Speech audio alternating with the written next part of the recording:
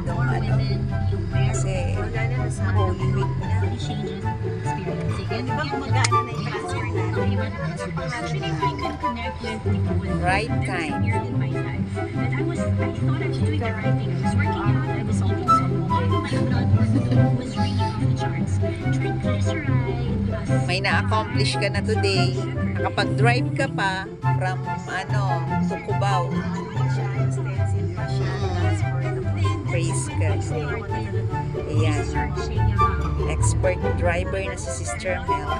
And apparently, instead of my doctor giving me statin, Wow.